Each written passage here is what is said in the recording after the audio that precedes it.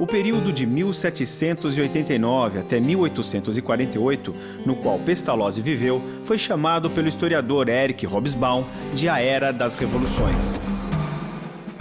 Nele ocorreram a Revolução Industrial, a Revolução Francesa, as Revoluções Nacionais e as Guerras Napoleônicas. A burguesia, composta pelos que se dedicavam ao comércio, à produção de manufaturas e às atividades intelectuais e tecnológicas, vai lutar contra os obstáculos que lhe eram colocados pela sociedade feudal. O meio de mudança era a revolução. Assim, de um modo muito simplificado, vemos na Inglaterra uma migração forçada do campo para as cidades, com a formação, de um lado, de uma classe trabalhadora miserável e de outro, a dos detentores dos meios de produção, os burgueses.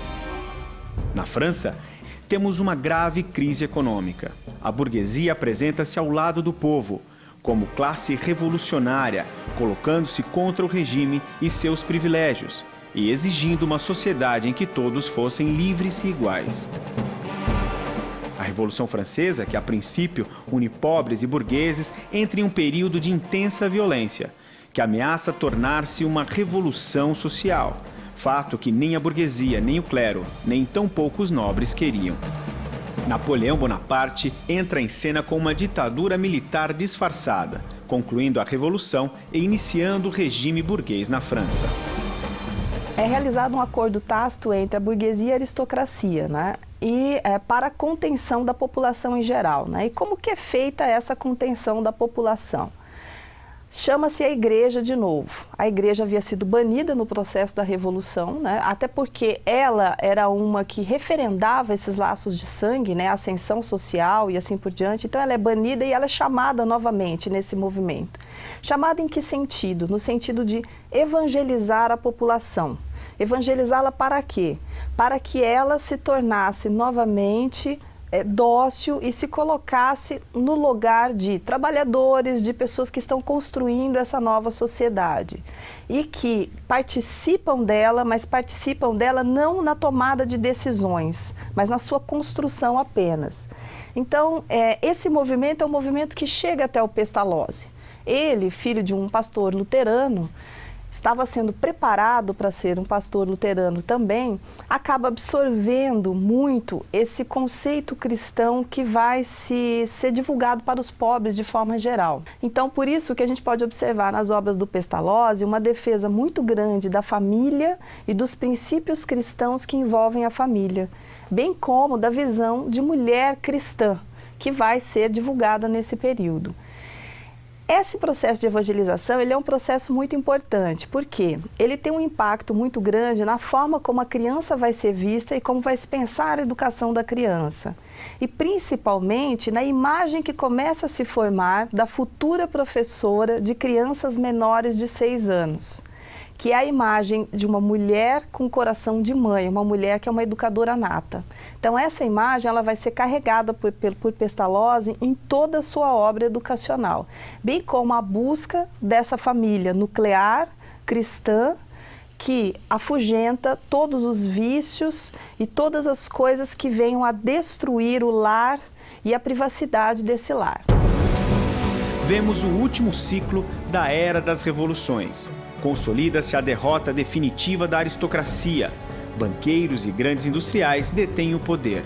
O nacionalismo impulsiona as regiões a se unirem. Formação dos Estados Nacionais.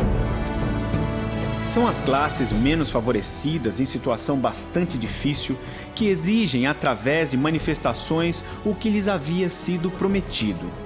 E são reprimidos violentamente. Forma-se uma classe operária. A ameaça comunista ronda os burgueses. É a época em que Marx e Engels lançam seu Manifesto Comunista. O que se viu, de modo geral, foi um processo que culminou com a consolidação do capitalismo e a liberdade e igualdade para a sociedade burguesa liberal. Assim, as carreiras abriam-se para o talento pessoal, ambição e trabalho duro, quesitos fundamentais para o sucesso. Isso poderia ocorrer de duas formas: pelos negócios ou pela educação. Para a classe média que estava no poder, interessava muito mais criar uma sede pela educação do que pelos negócios. A educação passou então a significar o trunfo dos méritos sobre o nascimento, através do desenvolvimento dos talentos de cada um, e assim individualiza-se o fracasso ou o sucesso. Neste momento, os países viam-se obrigados a criar sistemas nacionais de educação, e a Revolução Industrial acabou levando à revolução educacional e à propagação e implementação do que se costumou chamar de modelo tradicional de educação. O Pestalozzi, ele é um típico autor do século XVIII, final do século XVIII e início do século XIX.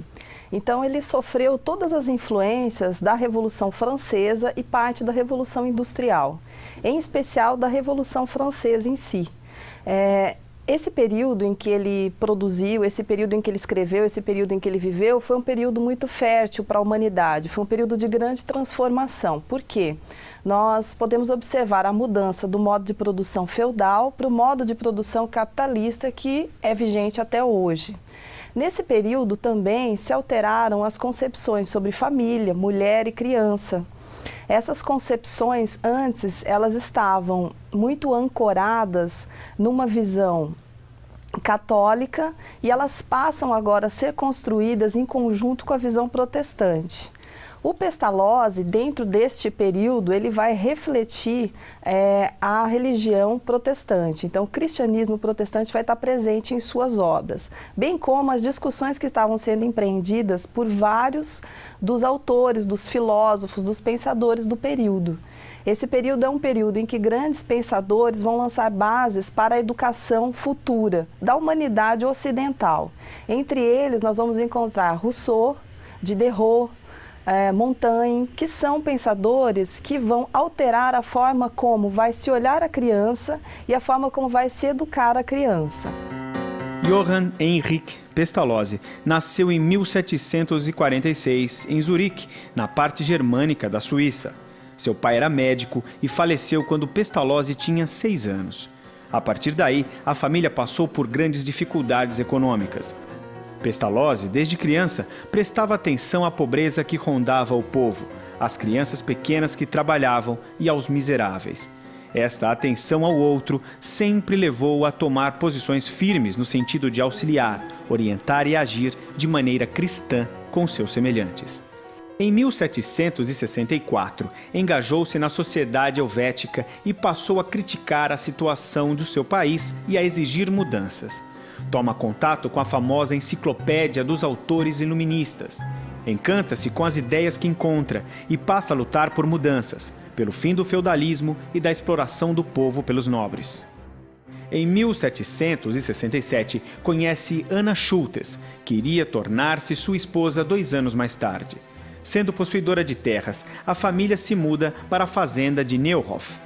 Por conta da pobreza reinante e observando várias instituições para abrigo dos pobres, decide abrir uma escola na qual a instrução para o trabalho manual deveria ser combinada com o treinamento mental e moral.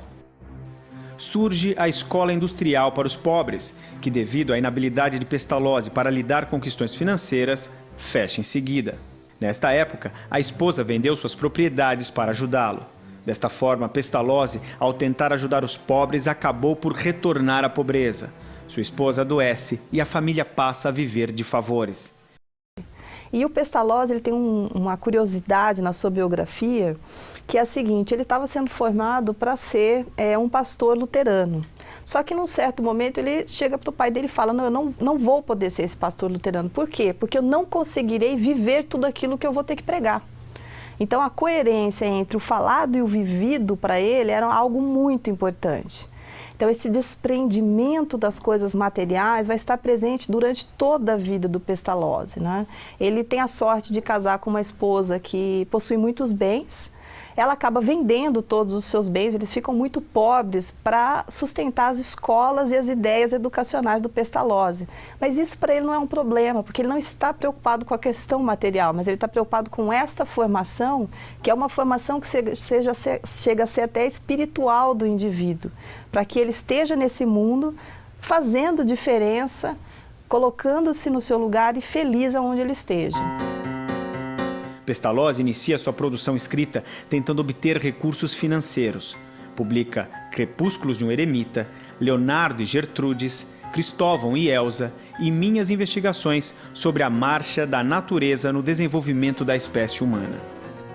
Em 1798, devido às guerras e à enorme quantidade de crianças pobres e órfãs, Pestalozzi, aos 53 anos, monta uma escola na vila de Stans.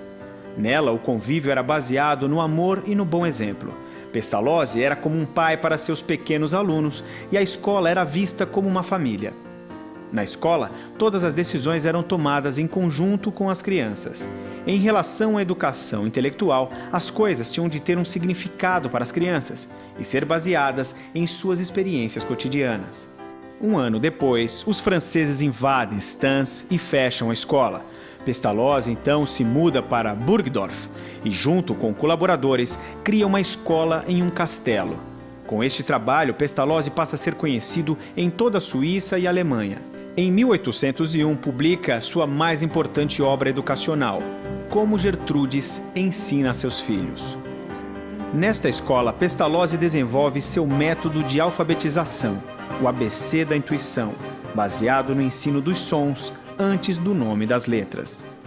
Essas transformações, do ponto de vista cristão, elas são vistas, e o Pestalozzi vai incorporar muito bem isso, a relação entre as classes mais abastadas e as classes mais pobres, elas são vistas como relações permeadas pela caridade, pela filantropia. Então, o Pestalozzi, ele sempre vai olhar para as classes mais abastadas como aquelas que são responsáveis pelas classes mais pobres. Responsáveis num sentido bem paternalista, porque elas devem ajudar essas pessoas mais pobres a galgarem o caminho para uma transformação social. Ou seja, que transformação é essa? Não é que eles venham todos a ter a riqueza ou que eles venham todos a ter o poder de decisão, mas que eles se transformem no sentido de viverem felizes no lugar em que eles estão. Isso tem a ver com a concepção liberal de homem, que está posta na Declaração Universal dos Direitos Humanos, da Revolução Francesa, aonde todas as pessoas têm que ter um ponto de partida igual. O ponto de chegada não precisa ser o mesmo, mas o de partida precisa ser. E o que garante essa igualdade, É o indivíduo ter um trabalho, ter uma casa e conseguir constituir uma família. A partir desse ponto, ele tendo essa base igual, as diferenças elas surgirão, mas não por conta da apropriação econômica ou do lugar social em que ele está, mas por conta dos talentos. Então, o Pestalozzi ele também vai ser um grande defensor dos talentos das crianças. Por isso que na sua educação, ele vai buscar o tempo inteiro a descoberta dos talentos. Porque as pessoas são essencialmente diferentes e são essas diferenças que marcam os diferentes locais sociais onde elas se encontram. Em 1804, também por questões financeiras, a escola é fechada, mas devido à divulgação do trabalho, é reaberta na cidade de Yverdon. Esta escola tornou-se tão famosa que recebeu alunos de várias partes da Europa, além de estudiosos e educadores, entre eles Froebel. Disputas pelo poder na escola e o falecimento de sua esposa fazem com que Pestalozzi retorne a Neuhof, onde adoece e morre em 1827.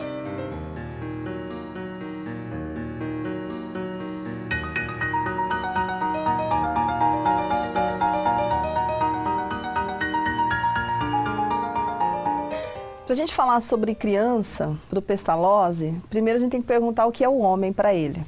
Então, essa pergunta é fundamental. O que é o homem para o Pestalozzi? O homem para o Pestalozzi é um ser espiritual em essência. Então, Deus colocou o homem na Terra e o colocou na Terra cheio de qualidades. Só que a vida em sociedade, a vida no momento histórico em que ele está vivendo, ela é uma vida que corrompe os indivíduos, que os leva ao vício, que os leva a não seguir aquele caminho que foi determinado no princípio, no nascimento. E faz com que essa pessoa perca aquelas qualidades que são qualidades inerentes ao ser humano, como a bondade, a alegria, a solidariedade. Então, pensar a criança é pensar o princípio de tudo isso. Por quê? Porque a criança, ela nasce pura. Ela é a pureza, ela representa essa pureza. Pureza essa que deve ser preservada durante toda a sua infância, para que eu possa ter um indivíduo ali na frente, que seja um indivíduo que não vá sucumbir ao que existe de ruim no mundo que o rodeia.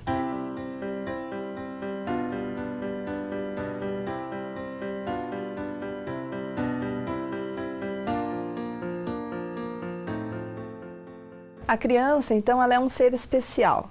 Só que nós somos animais.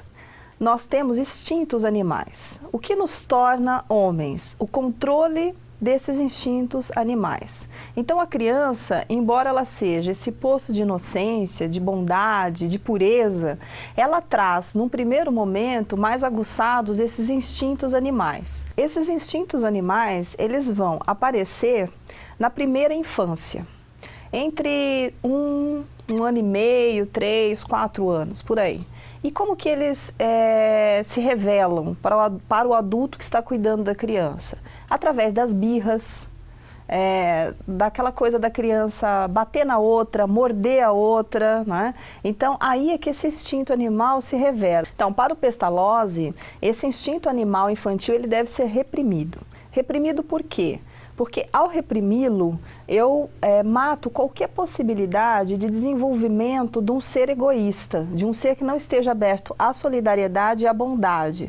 Porque essa primeira manifestação do instinto animal, que ocorre entre 1 ano e meio e 4 anos, ela demonstra que a criança não está afim de interagir com os outros, ela não interage com os outros, ela está muito voltada para ela. Então esse movimento, se eu deixar que ele permaneça, eu vou fazer com que esse indivíduo lá na frente seja um indivíduo incapaz de olhar para o outro.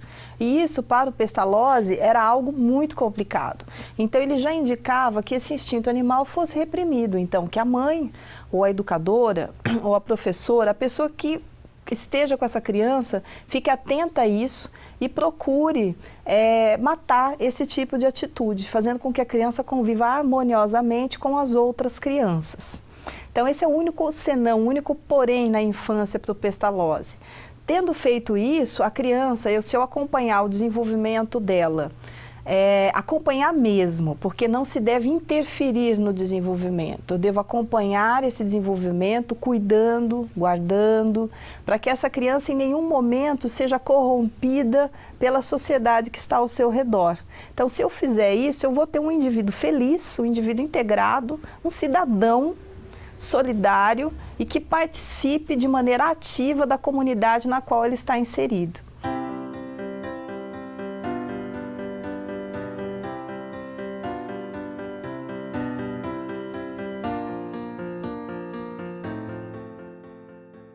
Um dos pontos principais para se manter a inocência infantil, essa pureza com que a criança nasce, reside no fato da pessoa, do adulto que está com a criança, pautar o seu trabalho, o seu trabalho com a criança, no trabalho, no amor e na paciência. O que significam essas 3 coisas? Bom, o trabalho é fundamental para o Pestalozzi. Para ele, o trabalho dignifica o homem. E a criança deve aprender desde pequenininha o valor do trabalho. Ou seja, a criança deve aprender desde pequena o valor de manter-se ocupada. O trabalho para ele é o estar em atividade, uma atividade que seja produtiva. Né? Então, ele vai colocar dentro das suas escolas muitos trabalhos manuais. A criança vai mexer com tecelagem, ela vai trabalhar com carpintaria. Por quê? Porque são trabalhos que envolvem a produção de algo. Para ele, não adianta aquele trabalho que não leva à produção de algo. Por quê? Porque a criança não colhe o fruto das horas empreendidas fazendo a coisa X ou Y que ela está construindo. Né? Então, para ele, esse é um processo muito importante. E é importante por quê? Porque ao agir, a criança vai se autodisciplinando. Porque a atividade vai exigir dela o silêncio, a atenção, né? Vai exigir que ela planeje. porque ela inicia uma atividade de construção, ela quer construir um carro. Então, isso vai exigir que ela planeje os passos dessa construção do carro para que ela chegue ao final e tenha o carro construído. Então, esse processo todo de agir, ele é um processo que vai disciplinando a criança, fazendo com que ela se concentre e fazendo com que ela se autodomine. Esse é um ponto muito importante para ele, o autogoverno infantil. Ele vai criticar muito a disciplina externa colocada nas formas de educação presentes no período histórico dele. E por quê? Porque ele acredita que essa disciplina externa ela é uma disciplina que não contribui para a formação da criança, porque ela interfere no desenvolvimento infantil, nas suas vontades, nos seus interesses. Mas quando eu coloco a criança para trabalhar, ela está envolvida numa atividade, a disciplina surge. E aí ela é uma disciplina que vem de dentro para fora. Portanto, ela não é imposta de fora para dentro, mas ela é uma disciplina que a própria criança vai construindo. Então, esse é um ponto importante. E aí o trabalho, lógico, é importantíssimo para o controle desses instintos infantis que ele quer erradicar. Como que o professor faz isso? Aí entra a paciência e o amor. Então, o professor, ele acompanha, a pessoa que educa a criança, ele vai acompanhar esse desenvolvimento com muita paciência. Paciência em que sentido? De não gritar com as crianças, de acompanhar, de procurar entender quais são as suas necessidades, quais são os seus interesses, de conversar com a criança, de deixar a criança falar, de tentar compreender o que ela está querendo de fato. Então, a paciência é um movimento necessário para essa compreensão. E o amor deve permear tudo, porque a professora, ou o professor, ou o educador, ele deve amar a criança. Esse é um princípio fundamental para ele, o amor à infância. Sem o amor à infância, é impossível educá-la.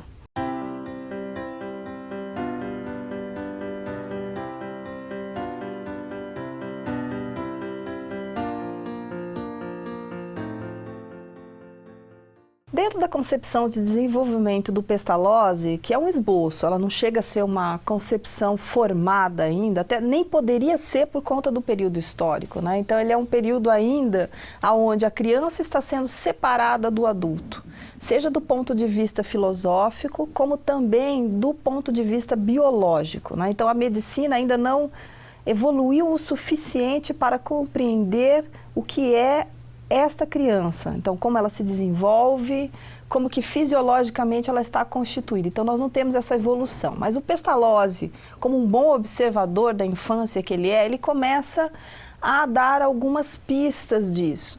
E uma das discussões mais importantes que ele vai empreender, repetida depois por Piaget, né, é a ideia de que a criança repete no curso do seu desenvolvimento o desenvolvimento da humanidade. Então, qual que é a ideia que está aí? É que a criança passaria pelos mesmos passos que o homem passou, que o homem primitivo passou. Então, a criança seria como um pequeno homem primitivo que vai aos poucos evoluindo até chegar a esse homem que nós temos hoje. Então, esse princípio que o Pestalozzi lança nesse período, ele é um princípio que vai ser repetido por vários dos psicólogos da infância do final do século XIX. Que depois vem a ser alterado ainda. Então, nessa ideia de que a criança está repetindo os passos da humanidade, ele coloca que ela vai repetindo esses passos de que forma? De que forma ela começa a aprender esse mundo que está ao seu redor? Ela aprende pelos sentidos.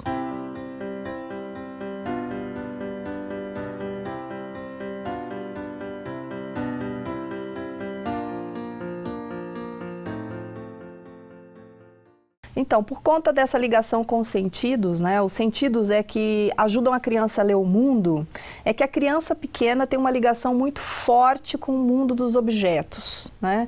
Então, ela precisa pegar os objetos, ela precisa sentir esse mundo, o mundo precisa passar pelos sentidos, né? Então, o Pestalozzi, ele observa isso e capta isso muito bem. Então, os objetos, o mundo, a criança precisa pôr na boca, ela precisa pegar na mão, ela precisa passar no corpo, né? Então, por quê? Porque é através desse movimento que ela vai aprendendo o mundo que está ao seu redor. Então, o Pestalozzi, ele consegue captar isso e ele vai levar isso para a sua educação. E aí entra o trabalho novamente, né? O fazer, o estar agindo sobre o mundo.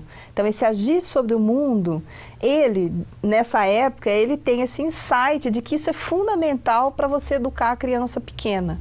Mais tarde, essa ideia dele vai ser comprovada de diferentes formas, de diferentes maneiras, mas isso irá se confirmar. Mas ele faz esse primeiro esboço, que é um esboço importante para o período, né?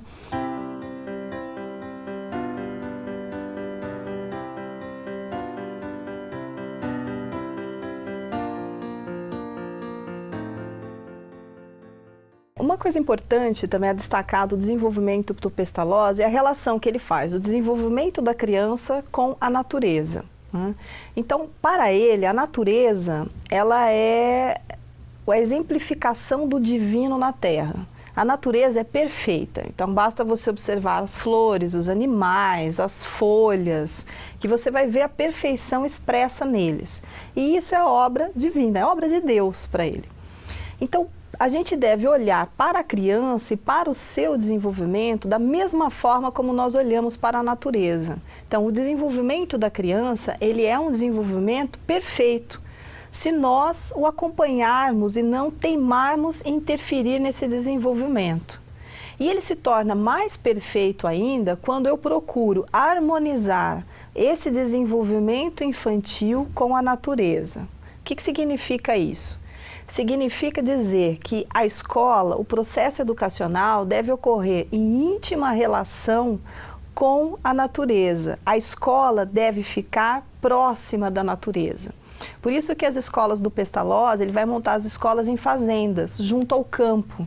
Porque ao observar a natureza, ao levar a criança para observar os animais, observar as plantas, o professor ele acaba despertando na criança aquilo que ela já traz dentro dela, que é essa ligação de perfeição que existe entre o seu desenvolvimento e o desenvolvimento da natureza.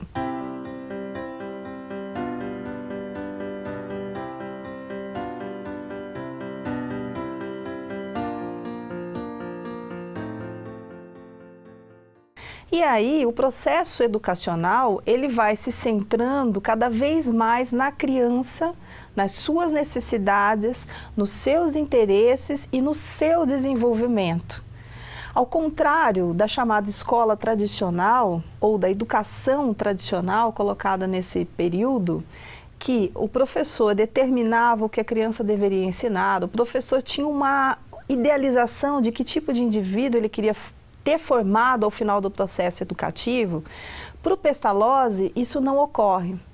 Por que isso não ocorre? Porque eu devo deixar a natureza infantil se expressar, ela se desvelar, ela aparecer ali para o professor, aos poucos, devagar, passo a passo, e aí eu vou vendo que indivíduo é esse que eu tenho nas minhas mãos. Então eu não vou, para educar a criança, já pré-determinando o que eu quero ter, mas eu vou para descobrir o que eu tenho. Então, a criança aí, ela passa a ser o central da vida do professor. A criança e o seu desenvolvimento. O professor, ele vai acompanhando, ao invés de puxar e estimular esse desenvolvimento, ele acompanha. E ao acompanhar, ele vai fornecendo a essa criança aquilo que o seu desenvolvimento vai pedindo, aquilo que ela vai necessitando nesse caminho que ela está percorrendo.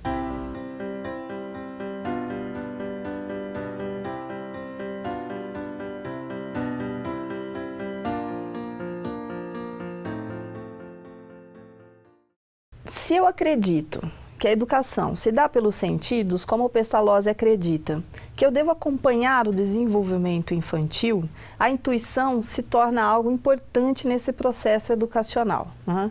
Então, a criança, ela é um ser extremamente sensível ao mundo que está ao seu redor. E ela vai trabalhar com a intuição como uma forma de absorver este mundo.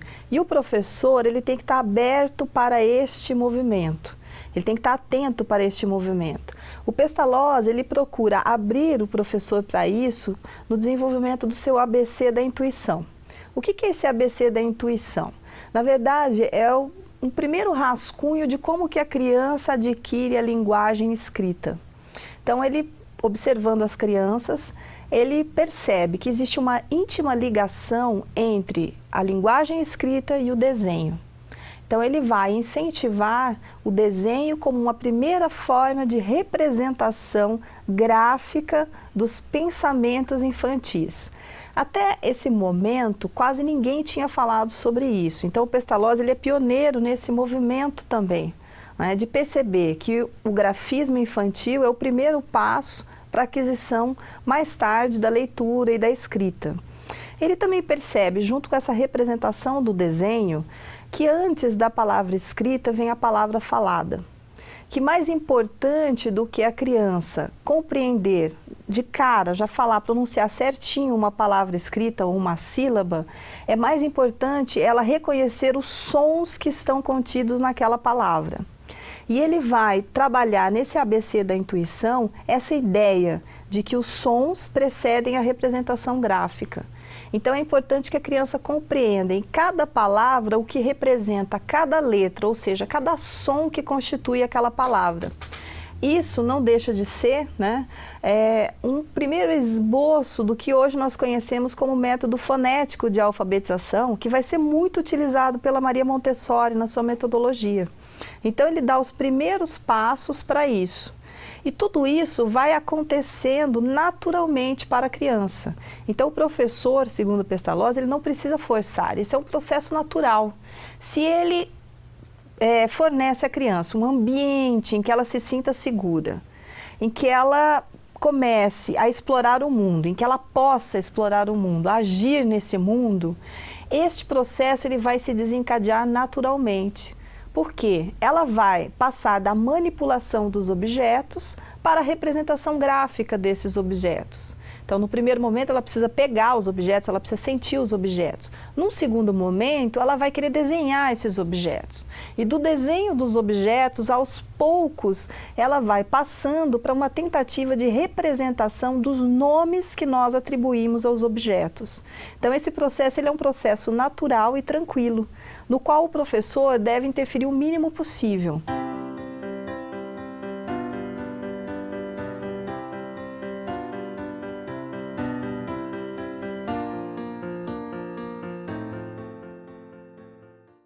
Algo importante na metodologia do Pestalozzi é uma tríade número, forma e palavra.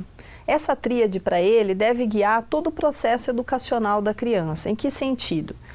Como o Pestalozzi ele trabalhou sempre com crianças órfãs, com crianças pobres, ele tinha uma preocupação muito grande com o futuro dessas crianças. E nessa época, ele já compreendia algo que será importante daqui a poucos anos, nesse período, que a educação é fundamental para a inserção do indivíduo na nova sociedade. É uma preocupação que está avançada para o seu tempo. Por quê? Porque ele já captou naquele momento a importância que a leitura e a escrita teriam para a vida profissional do indivíduo no futuro.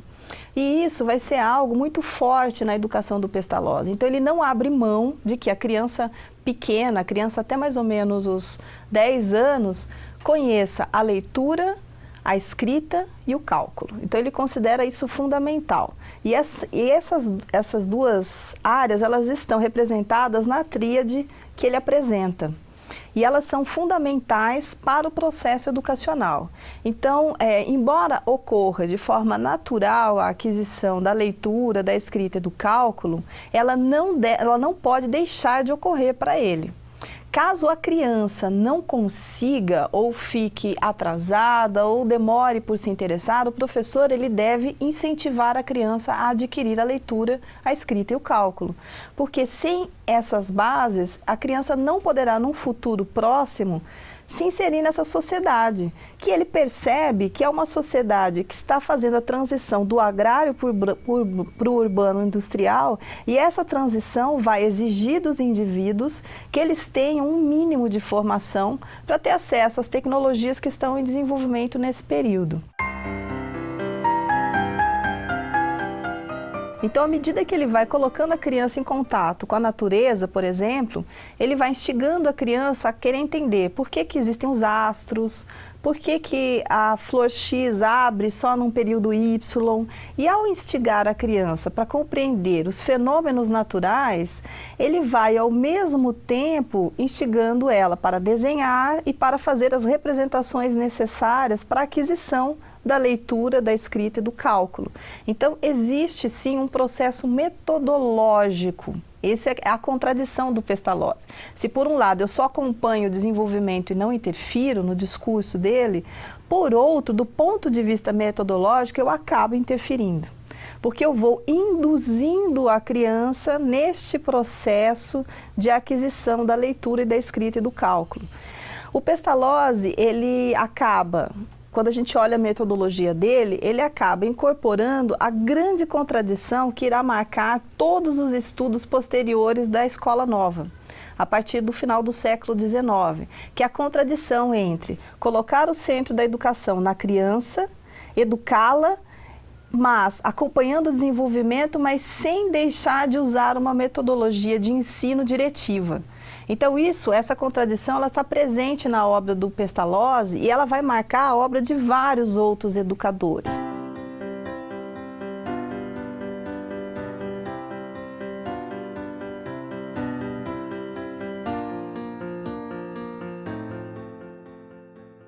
O Pestalozzi, ele não cria do nada, né? Embora ele diga que não leu muitos livros, ele tem aversão à academia, ao mundo acadêmico, ele acaba incorporando princípios que estão no ambiente ideológico do período em que ele viveu. E uma grande influência que ele tem é do Comênios, que escreveu a Didática Magna. Comênios não escreveu só a Didática Magna, mas ele escreveu também um livro sobre educação para a infância pequena, onde ele faz muito essa ligação da criança, a natureza, Deus, muito parecida com o Pestalozzi. Mas na Didática Magna, o Comênios, ele acaba colocando princípios que vão ser princípios seguidos para a educação das crianças durante muito tempo. E o Pestalozzi, ele incorpora como? Partir do concreto para o abstrato, do simples para o complexo, né? Você procurar desenvolver metodologias que estejam adaptadas ao desenvolvimento infantil, o procurar alfabetizar a criança na sua língua, né, na sua língua vernácula. Então, esses são movimentos do Comênios que o Pestalozzi vai incorporar na sua metodologia de trabalho. Assim como ele incorpora também do Comênios a ideia da criança como um ser inocente que a sociedade pode vir a corromper no futuro.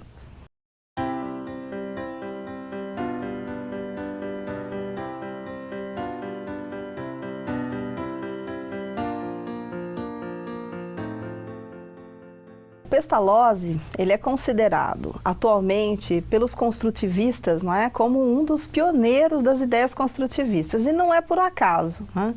Então, a época dele, ele chegou a desenvolver dentro de todo o seu arcabouço metodológico a ideia de que você deve ter certas ideias a guiarem o trabalho pedagógico do professor. Ou seja, o que são as ideias guias que ele fala? Elas são muito próximas da ideia de você ter um tema gerador para trabalhar com as crianças. Então, você escolheu um tema, e esse tema é que vai desencadear todo o trabalho metodológico a ser trabalhado com aquela criança. E trabalhado de que forma, né? O professor apresentando? Não, através de uma problematização da questão.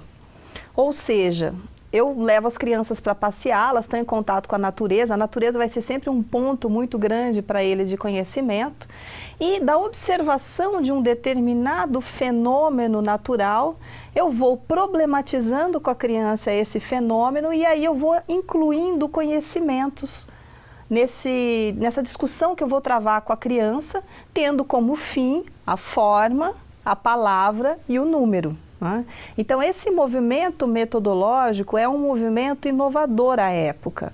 O Pestalozzi dá o primeiro passo nesse sentido, de perceber que eu não preciso chegar na sala de aula e simplesmente despejar um conteúdo, mas eu posso levar a criança a observar o mundo real, problematizar este mundo com ela e a partir daí trabalhar uma série de conteúdos que serão significativos justamente porque ela pôde perceber que estes conteúdos eles são vivos, eles têm uma existência real.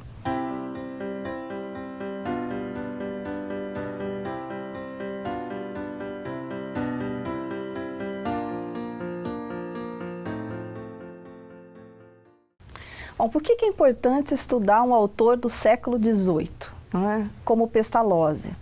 Bom, em primeiro lugar, porque nós, professores, necessitamos compreender o passado histórico que nós temos construído. Nesse sentido, nós precisamos conhecer todos os educadores, conhecer não só de forma superficial, mas de maneira aprofundada. Por quê? Cada um dos educadores que estão no nosso passado ajudou a construir a educação que nós temos hoje. E quando nós não os conhecemos, nós às vezes caímos no grande equívoco de considerar teorias que surgem como novas, mas que na verdade não são novas, mas são retomadas de falas de outros autores. O Pestalozzi, ele foi o primeiro autor a lançar as bases da escola nova, que mais tarde lançou as bases do construtivismo em si. Então, compreender a forma como Pestalozzi construiu a educação da infância, como ele propôs a educação da infância, é fundamental para nós compreendermos como que nós chegamos ao discurso educacional que nós possuímos hoje, para que nós também possamos avançar, ir além desse discurso que nós temos hoje. Então é fundamental retomar, revisitar esses autores, porque eles fazem parte do patrimônio cultural da pedagogia, da formação de professores.